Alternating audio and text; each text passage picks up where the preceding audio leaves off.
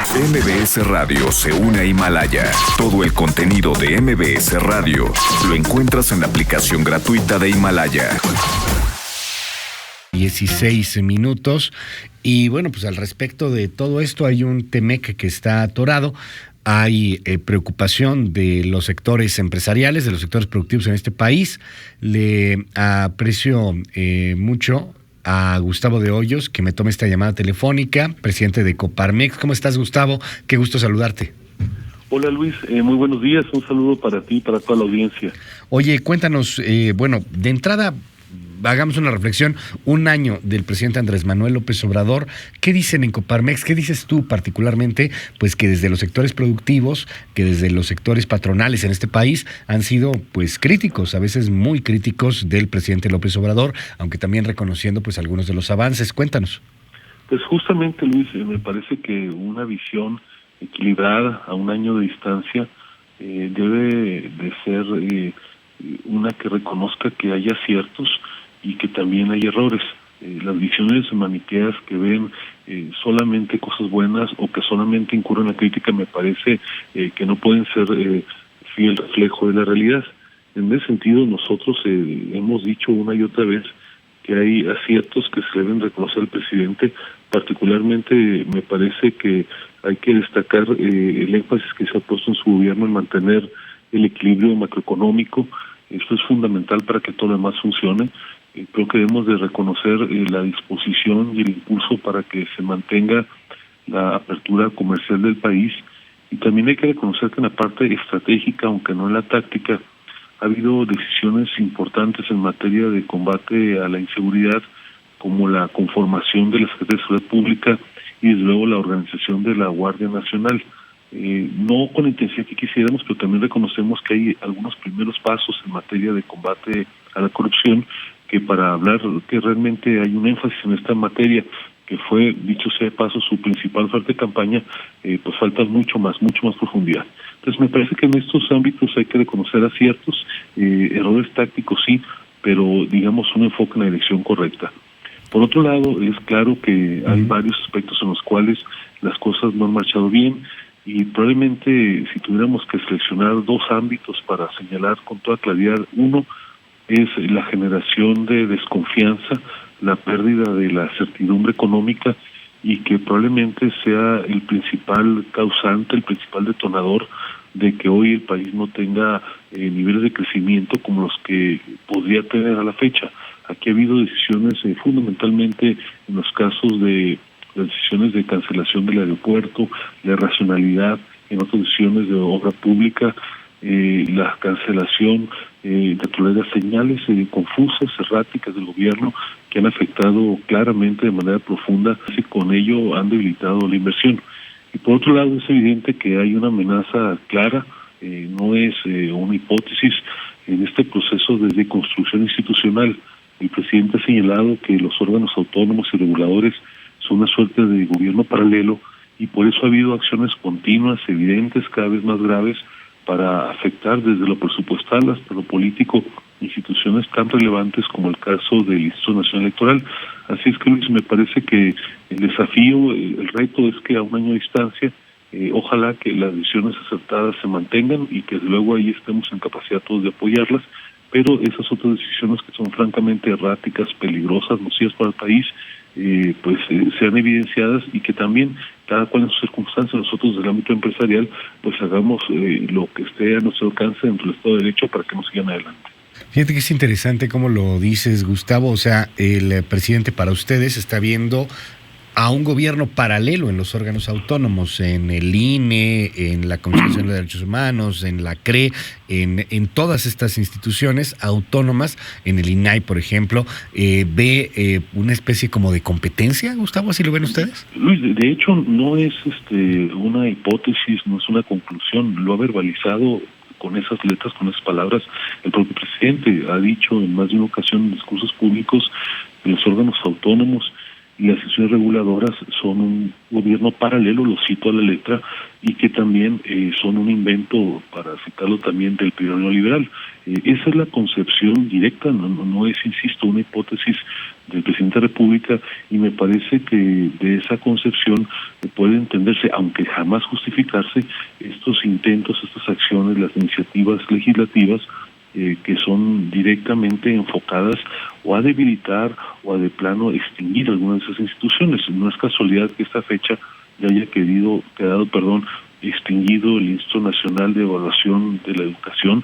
No es casualidad que en el caso del INE ahora se esté pretendiendo, por un lado, restringir el presupuesto de manera draconiana y al mismo tiempo acortar el periodo del presidente del INE, modificar la forma en que se seleccionan los cuadros profesionales del INE en todo el país. Es decir, la visión que permea es una de un presidencialismo neoimperial que ve en cualquier otro órgano que ejerce facultades sin estar supeditados al presidente en una competencia. Nosotros, por el contrario, pensamos que al país le ha ido paulatinamente bien con una presidencia acotada.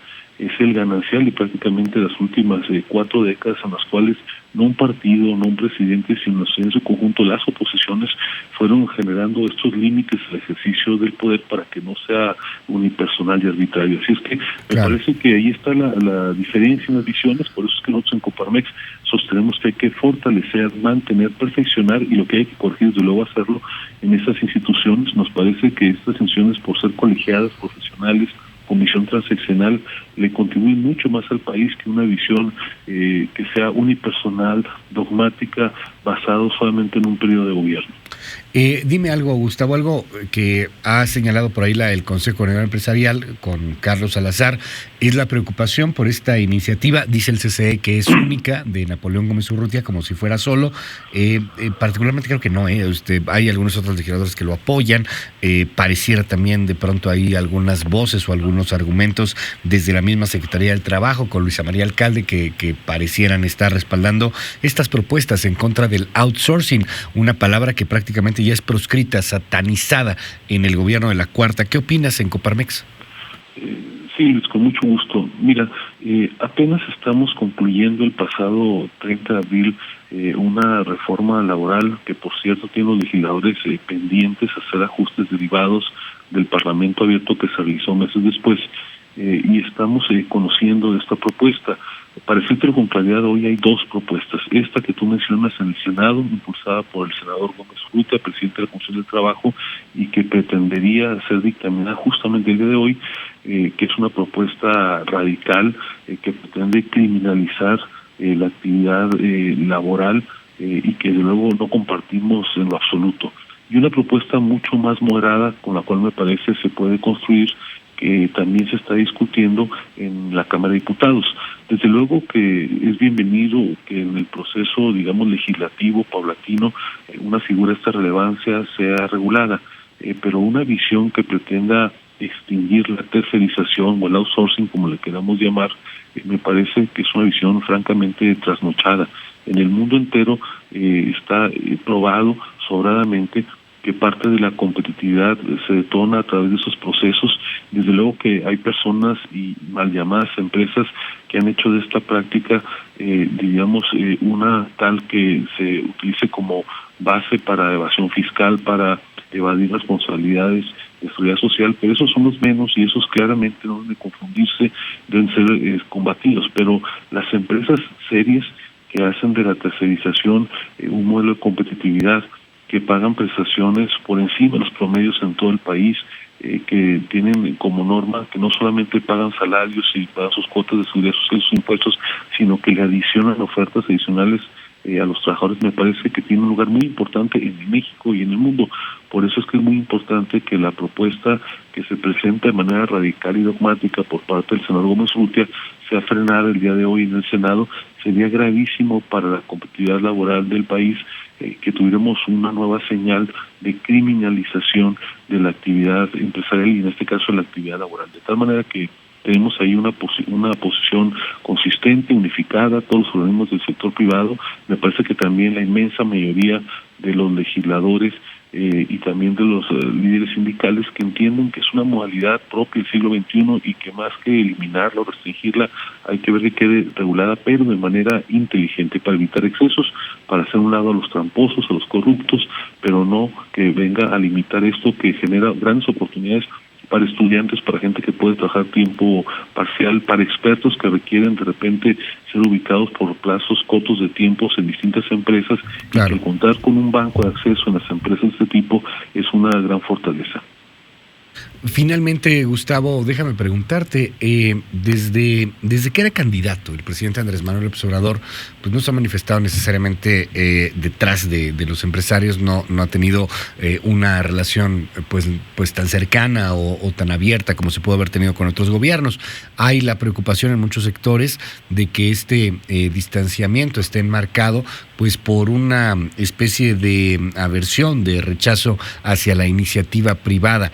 Insisto, ha sido muy crítico del gobierno de la Cuarta Transformación, pero hay pues ahí algunas cosas que se han estado manifestando. Se hizo el plan de infraestructura, no es el plan nacional, ya dicen que esa será otra cosa, pero bueno, se han presentado varias cosas. Hay ahí pues gente que está pidiendo confianza a los inversionistas. En tu opinión, ¿qué está pasando en ese sentido? ¿Hay confianza real? Así como dice el presidente que él siente y tiene el pulso de una economía real, yo te preguntaría, ¿cuál es el pulso que tú sientes, el real, pues, en torno a la confianza y la certidumbre de los empresarios? Mira, Luis, déjame ilustrarlo con toda claridad. La relación del presidente ha sido como la de un esposo golpeador, que desde la campaña de manera continua, un día sí y 2 días después también, genera ataques, imputaciones a empresarios, empresas, a la seguridad jurídica, y de tiempo en tiempo ofrece cercanía y ofrece confianza. Lo que nosotros queremos es que la tónica general a partir de este segundo año sea esa de construcción, de evitar la polarización, y que estos discursos que van y vienen de tiempo en tiempo y que a veces tienen como destinatario alguna empresa en particular, algún liderazgo empresarial, que tienen de vez en cuando visiones dogmáticas y que derivan en que se cancelen rondas petroleras, en que se estigmaticen contratos celebrados con empresas multinacionales, eso vaya quedando atrás. Lo que esperamos es que haya una relación continua de colaboración para el sector privado en lo general y particularmente en el caso de la Coparmex. Claro. Siempre hay una disposición de colaboración, un respeto institucional a lo que representa la autoridad presidencial, pero tampoco nunca daremos cheques en blanco. Me parece que es importante que sea una revisión de estos grandes desencuentros, de estos momentos también de conciliación, y ojalá que estos segundos sean los que estén dominando de aquí hacia adelante. Gustavo de Hoyos, gracias por tomarme la comunicación esta mañana. Fuerte abrazo, muy buenos días. Igualmente, Luis, saludos a ti, al equipo en cabina y a toda la audiencia. Gracias, es Gustavo de Hoyos, el presidente de Coparmex.